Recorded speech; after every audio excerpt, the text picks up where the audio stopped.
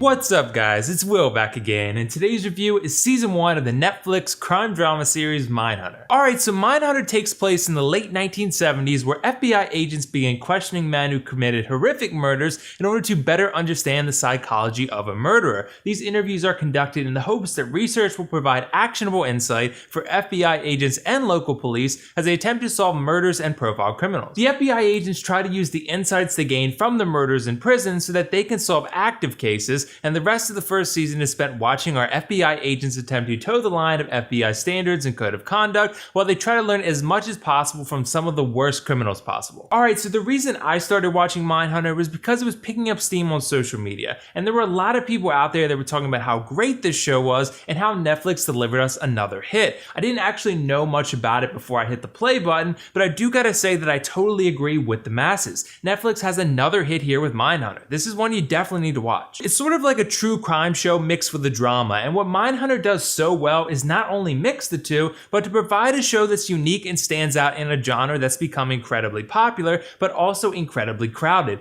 Mindhunter stands out because the characters are not just investigating crimes, they're interviewing the worst killers possible in the hopes of gaining insights that will help them solve some of these active cases, and in true Silence of the Lambs style, these interviews are fascinating. The show does attempt to develop the characters off duty, and that does work decent enough, but the best part of the show by far is the interviews with the serial killers. The way that these killers answer the questions is pretty damn fascinating because the show does a really great job of making you feel like the FBI agents are studying a very evil and very rare specimen. It's almost like studying a new breed of human altogether because the way that these killers think is not the way that you and I do. But what's also interesting is that not every killer is the same. You see similar tendencies from some of them, but they all have different things that make them tick. They all have different things that either set them off or would get them in the killing mood. These interviews are fascinating because the way they think is so far from rational human thought that it's near impossible to not be intrigued by the unique mindset. The show is called Mindhunter because the FBI is trying to understand the psyche of a killer. What makes a person snap and start committing the most evil crime known to man? Are criminals born or created? These are all questions that are explored fairly in depth in this first season, and I think some true crime shows have certainly touched on this subject matter, but not like this. The interviews are great, but part of that greatness comes from how they fundamentally change the agents themselves. These conversations wear on them because they're consistently exposed to the worst kind of criminals possible, and they discuss and visualize things that should never have to be by anyone. The more these agents are around these criminals, the more they start to think like them, and that can occasionally cause big issues. The characters in Mindhunter are pretty good though. I'd say that you spend the majority of the 10 episodes with Agent Holden Ford, played by Jonathan Groff, and Holden actually becomes a really interesting character because as the season progresses, he becomes more obsessed with his work and more flawed as a character.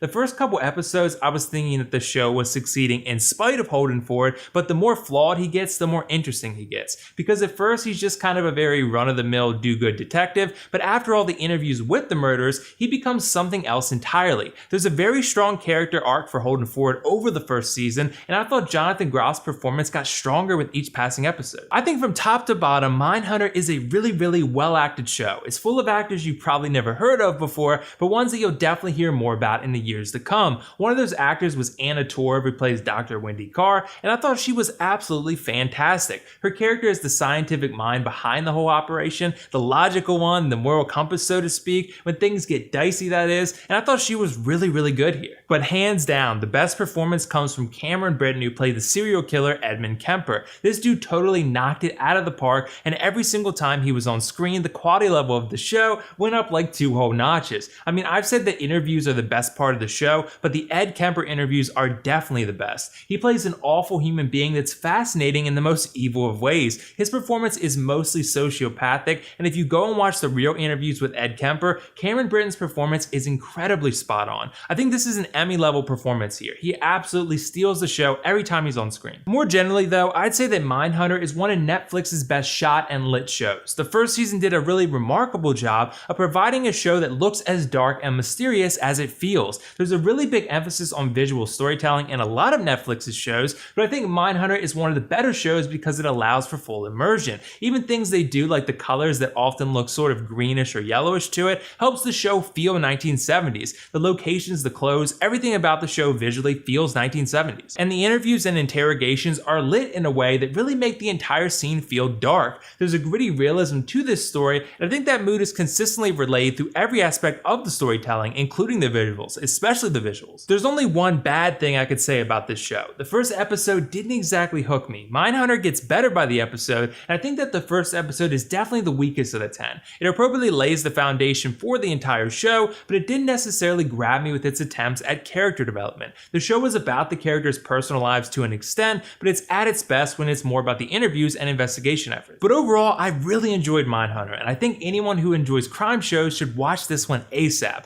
I thought it had excellent characters and acting, a unique crime drama story, excellent dialogue, and fantastic visual storytelling. The only con I have for the first season is a weak episode 1. I'm gonna give Mindhunter Season 1 a 9.5 out of 10, and definitely recommend you check this one out if you enjoy crime shows and documentaries. It's on Netflix for all interested. So did you guys watch Season 1 of Mindhunter yet? What did you think of it? And if not, let me know why not. And also let me know your favorite true crime or crime drama. That should be a fun discussion. That's all for now though. This is WillFoxification signing off. See you in the next video.